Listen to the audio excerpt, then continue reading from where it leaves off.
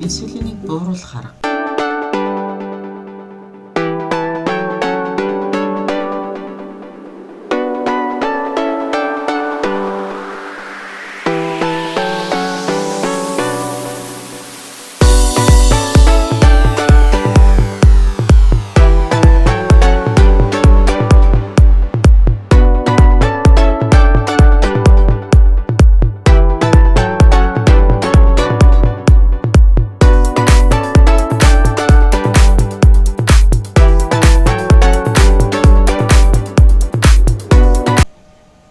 Инсулинийг бууруулах арга. Инсулин нь буруу хоолны дэглэм барьж амттай их хэмжээгээр эцсийн үед өөхийг хайлуулж энерги болгодгүй, харин ч өөх шатах процесс цаад болдог тухай бид инсулины тухай хичээлээрээ ойлгож авсан байхаа гэж бодож байна. За, инсулинийг хэвийн хэмжээнд барих хамгийн энгийн бөгөөд хамгийн гайхалтай арга бол мэдээж зөв хооллолт юм а гэдгийг та бүхэн ойлгосон байх гэж би бодож байна. Миний түрүүчүүдийн хичээлийг та нар үзээгүй бол үзээрэй гэж зөвлөж байна.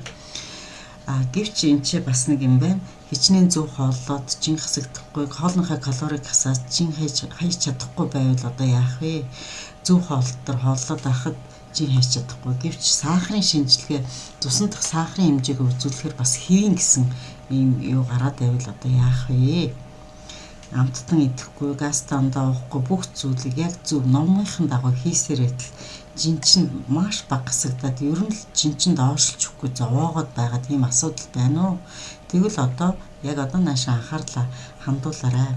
Үүнийг нэг талаас архит бодисын солилцооны өөрчлөлт гэж нэрлэж болох юм аа. Өөрөөр хэлэх юм бол бодисын солилцоо хэтэрхий удаашрснаас инсулинийг хүлээж авах ёстой эд эсүүд маань хүлээж авахтай хойрог удаашралтай ханддаг болчихдөг юм аа. Үүнийг инсулин резистент гэж нэрлэнэ. Чин болон бусад инсулин хэрэглэх ёстой эд эсүүд ч өөрсдөө гажуудалд ороод инсулинийг өөрлөгөө нэвтрүүлэхдээ дургүй болно, эсвэл их хойрог болно гэсэн үг гэж тайлбарлаж болох юм аа. Энэ үед цусан дахь сахарын хэмжээ өссөн тохиолдолд нойр булчирхай өдөр шөнөгүй ажиллаж инсулинийг ялгаруулсаар л байдаг.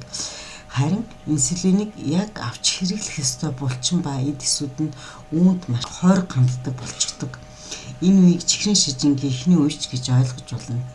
Нойр булчирхай сүүлчийнхаа тамир тэнхийг баран бартал инсулиныг ялгаруулах боловч ялгаруулсан инсулинийг эд эсүүд авч хэрэглэж цусан дахь сахарын хэмжээгээ бууруулахгүй байсаар байгаад нэг л өдөр нойр булчирхай хамаг хүчээ барж инсулин ялгаруулж чадхаа болдгоо.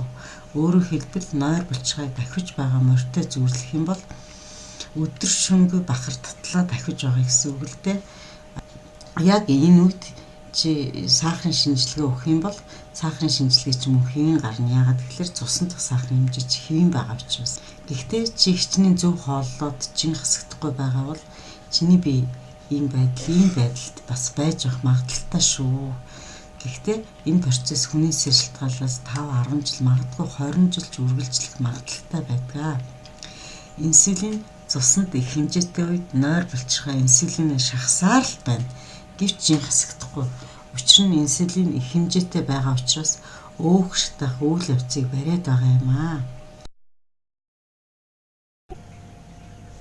Мөн түнчлэн та бүхэн миний атепийн тухай, инсулинийг бууруулах аргын тухай, булчингийн энерги буюу булчин юунаас энерги авдаг бай тухай видео хичээлүүдийг үзэхийг зөвлөж байна.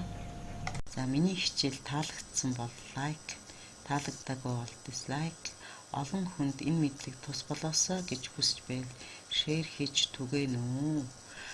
Гойлог оршихуй нууц төслийг санаачлан хэрэгжүүлэгч Монгол анхудаа жингээ хасах асуудлыг өөр өнцгөөс, зөв өнцгөөс, ойлгомжтой өнцгөөс хүмүүст тайлбарлагч итгэл та нартай хамт байлаа.